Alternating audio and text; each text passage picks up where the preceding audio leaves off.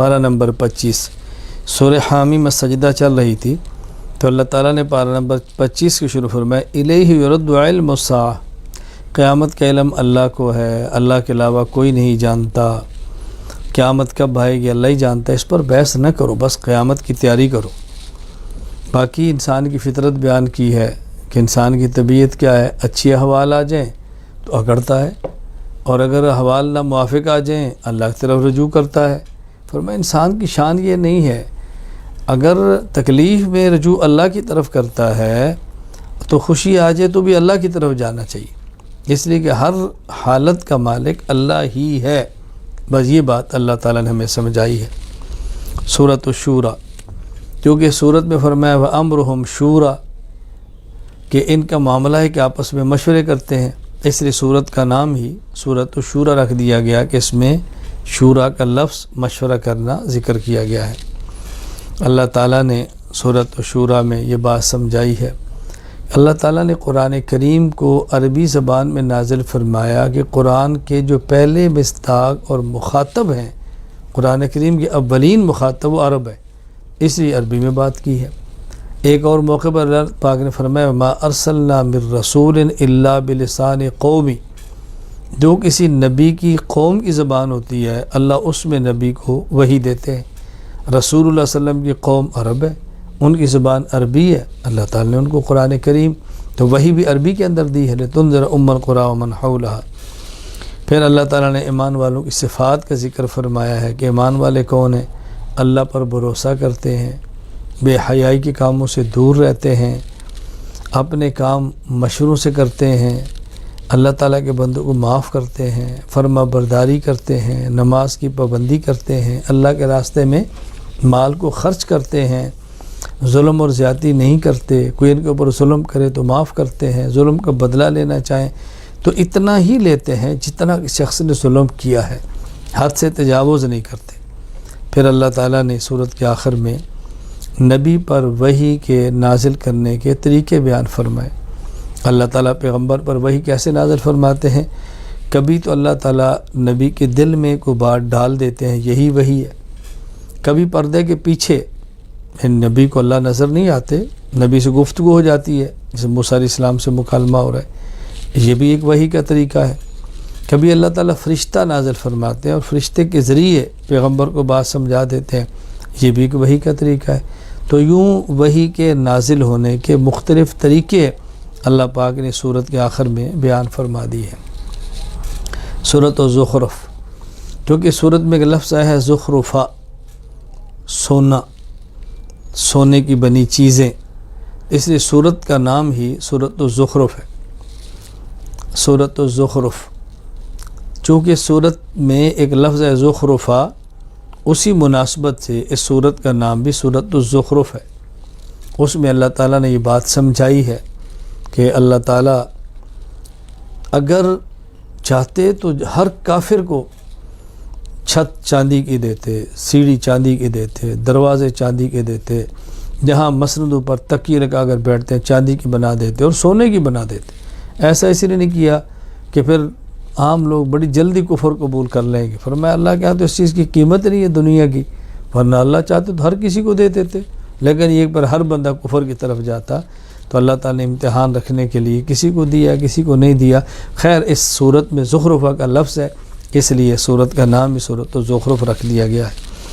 اللہ تعالیٰ نے اس صورت میں دلائل قدرت کو بیان فرمایا ہے، اور یہ اللہ تعالیٰ کا ایک طریقہ ہے کہ اکثر صورتوں میں توحید، پھر توحید پہ دلائل، قدرت، طاقت، اللہ تعالیٰ اس کو بار بار بیان فرماتے ہیں کہ تمام عقائد میں سے بنیادی عقیدہ ہی توحید ہے، اس لیے بار بار اس کا ذکر ہوتا ہے۔ ہر نبی سب سے پہلے توحید ہی کی بات کرتا ہے، اور توحید ہی سے انسان کے عقائد کا آغاز ہوتا ہے۔ پھر سفر کی دعا فرمائی سمجھائی ہے توحید کو بیان کرتے ہوئے، سبحان الذی سخر لنا ھذا وما كنا له مقرنین وإنا إلی ربنا لمنقلبون۔ یہ سواریاں اللہ نہ چاہتے تو کون مسخر کر سکتا تھا؟ آج کے دور میں جہاز دیکھو، باہری سفر دیکھو، بری سفر دیکھو، اور گھوڑے اور جیسے سرکش جانور بھی اللہ نے بندے کے مطیع فرما دی ہے۔ اللہ کی ذات کتنی پاک ہے۔ فرمایا اس کے ساتھ اس کا بھی اقرار کیا کہ جس طرح ہم منزل کی طرف جاتے ہیں، منزل سے واپس گھر آتے ہیں، اسی طرح ہم نے وطن اصلی لوٹ کر اپنے اللہ کے پاس ہی جانا ہے۔ اللہ ہمارا وطن اصلی جنت ہمیں عطا فرمائے، اور اللہ اپنے کرم کے ساتھ ہمیں وطن اصلی میں عافیت کے ساتھ پہنچائے۔ مشرکین کہتے تھے ابراہیم علیہ السلام کے دین پر ہم ہیں، ہم ابراہیمی ہیں۔ اللہ نے تردید فرمائی، کیسی بات کرتے ہو، تو موحد اعظم تھے، ان کا شرک سے کیا تعلق ہے؟ اس لیے شرک کرنے والوں کو حضرت ابراہیم کی طرف اب نسبت ہرگز نہیں کرنی چاہیے۔ پھر یہاں موسیٰ علیہ السلام کے قصے کا ذکر فرمایا ہے، بار بار اس کا ذکر آتا ہے، یہاں بھی آیا ہے۔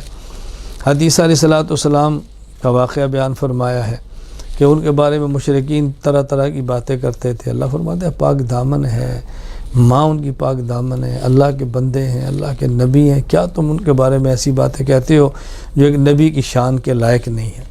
اللہ تعالیٰ نے سورت کے آخر میں اپنے پیغمبر کو بات فرمائی اور نبوت کے واسطے سے ہمیں سمجھائی، فاصفح عنہم وقل سلام، یہ ان کو بات سمجھاؤ اور نہیں سمجھتے درگزر کرو، بلا وجہ ضرورت سے بڑھ کر جدل چھوڑ دو، ان کو نہیں مانتے تو نہ مانیں، آپ کے ذمہ سمجھانا ہے، نہیں باز آتے فسوف یعلمون، ایک وقت آئے گا فسوف یعلمون، چل جائے گا پتہ، انجام بد کو دیکھیں گے، پھر روئیں گے، پھر چیخیں گے۔ تو پیغمبر آپ درگزر بھی فرمائیں اور سلام کیا کریں، ان سے جان چھوڑائیں اور ضرورت کی بات ان کو سمجھائیں۔ آج بھی اہل علم کی شان یہی ہے کہ دلائل سے بات سمجھائیں، درگزر کریں اور جاہلانہ طرز پر بات نہ کریں، اور جاہلوں سے بس بات سمجھانے کے بعد کنارہ کش ہو جائیں۔ سورۃ الدخان، کیونکہ سورت میں الدخان یوم یاتی الناس بدخان مبین، لفظ دخان جس کا ترجمہ دھواں ہے ذکر ہے، تو سورت کا نام ہی سورہ دخان ہے۔